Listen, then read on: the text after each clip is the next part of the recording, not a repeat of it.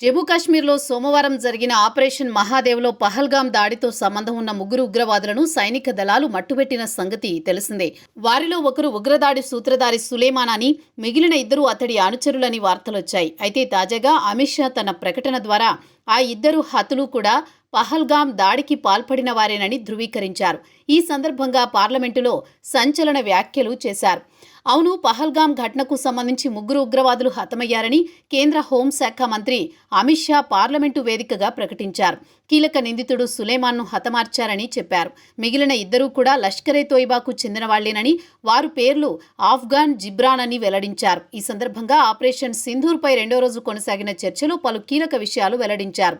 ఈ సందర్భంగా బైసరన్ లోయలో మన పౌరులను హత్య చేసిన వారిలో ఈ ముగ్గురు కూడా ఉన్నారని, తాజాగా ఆపరేషన్లో కూడా చంపబడ్డారని, ఈ విషయాన్ని తాను పార్లమెంటుకు, దేశానికి చెప్పాలనుకుంటున్నానని అమిత్ షా అన్నారు.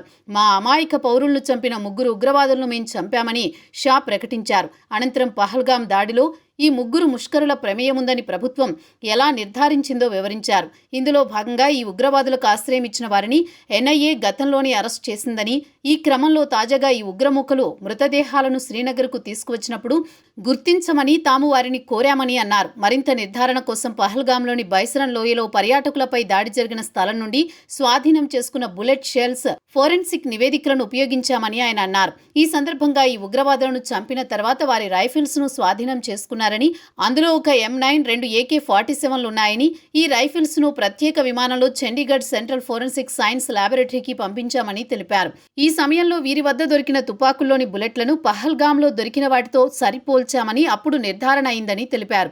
ఈ విషయంలో ఎటువంటి సందేహానికి ఆస్కారం లేదని చెప్పిన అమిత్ షా, బాలిస్టిక్ నివేదిక తన దగ్గర ఉందని, 6 శాస్త్రవేత్తలు దానిని క్రాస్ చెక్ చేసి పహల్గాంలో పేలిన బుల్లెట్లు తాజాగా ముగ్గురు ఉగ్రవాదుల వద్ద నుంచి స్వాధీనం చేసుకున్న తుపాకుల నుండి పేలిన బుల్లెట్లు 100% సరిపోలుతున్నాయని వీడియో కాల్ ద్వారా తనకు ధృవీకరించారని ఆయన అన్నారు.